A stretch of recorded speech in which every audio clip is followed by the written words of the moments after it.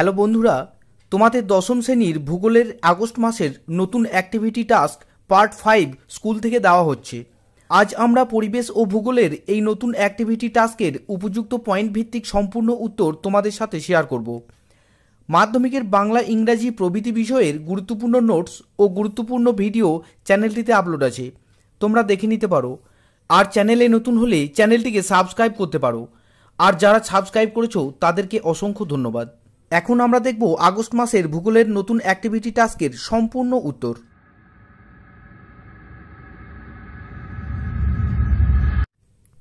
প্রথম প্রশ্ন, বিকল্পগুলি থেকে সঠিক উত্তর নির্বাচন করে লেখো।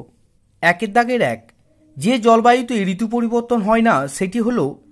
সঠিক উত্তর হবে ঘ, নিরক্ষীয় জলবায়ু।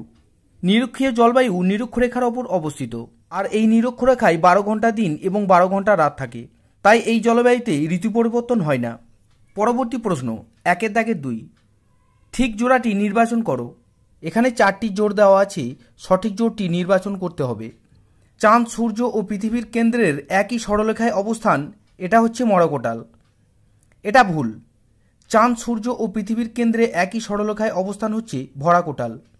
পরবর্তী ক্ষয়ের দাগে দেখব, পৃথিবীর সাপেক্ষে চাঁদ ও সূর্যের সমকোণে অবস্থান মরাকোটাল। এটা সঠিক, তাই সঠিক উত্তর হবে খ, পৃথিবীর সাপেক্ষে চাঁদ ও সূর্যের সমকোণে অবস্থানকে মরাকোটাল বলে। পরবর্তী প্রশ্ন, একের দাগে 3, অতি বিরল জনঘনত্বযুক্ত একটি রাজ্য হল। সঠিক উত্তর হবে সিকিম। সিকিম পার্বত্য অঞ্চল বলে প্রতি বর্গ কিলোমিটারে সব থেকে কম সংখ্যক মানুষ বসবাস করে, তাই অতি বিরল জনঘনত্বপূর্ণ রাজ্য হল সিকিম। এবার 2 দাগের প্রশ্ন, স্তম্ভ মেলাতে হবে ক স্তম্ভ খ স্তম্ভ। দেখো, বিশুদ্ধ কাঁচামাল, সঠিক উত্তর হবে তুলো। তুলো শুদ্ধ আকারে থাকে বলে এটা হলো বিশুদ্ধ কাঁচামাল। ক্রান্তীয় ঘূর্ণবাত হলো ইয়াস। সাম্প্রতিক যে ইয়াস ঘূর্ণিঝড়টা হলো, এটা হলো একটি ক্রান্তীয় ঘূর্ণিঝড়। পেরু স্রোত আটাকামা মরুভূমি। আটাকামা মরুভূমিতে পেরু স্রোত দেখা যায়। এরপর 3 দাগের 1 প্রশ্ন, জোয়ার ভাটার সৃষ্টিতে কেন্দ্র বহির্মুখী বলের প্রভাব উল্লেখ করো।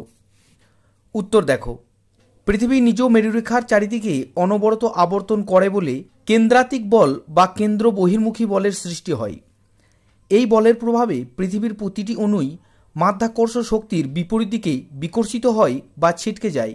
এই শক্তির জন্যই ভূপৃষ্ঠের জলরাশি বাইরের দিকে বিক্ষিপ্ত হয়। তাই যেখানে মহাকর্ষ শক্তির প্রভাবে জোয়ারের সৃষ্টি হয়, তার বিপরীত দিকে সমুদ্রের জল বিক্ষিপ্ত হয়েও জোয়ারের সৃষ্টি করে।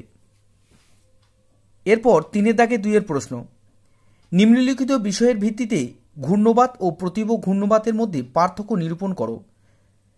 দেখো, এই পার্থক্য বায়ুর চাপ, স্থায়িত্ব এবং আবহাওয়া ও প্রকৃতি, এই 3টি বিষয়ের উপর পার্থক্য নিরূপণ করতে হবে।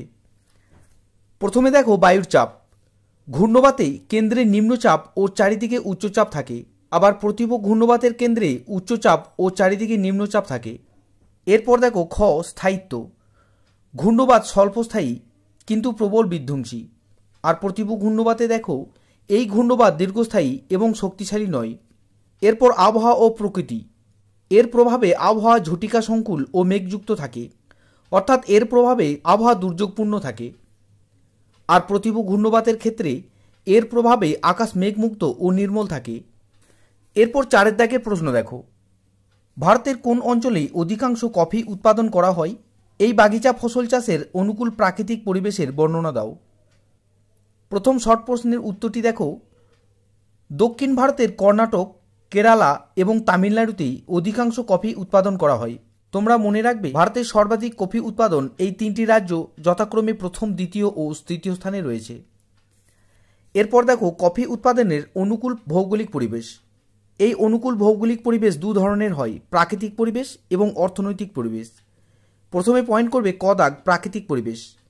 1 নম্বর পয়েন্ট, জলবায়ু। ক্রান্তীয় অঞ্চলের উষ্ণ আর্দ্র পরিবেশে কফি চাষ হয়। সামুদ্রিক আর্দ্রতা ও কুয়াশা কফি চাষের বৃদ্ধির পক্ষে সহায়ক। 2 নম্বর, উষ্ণতা।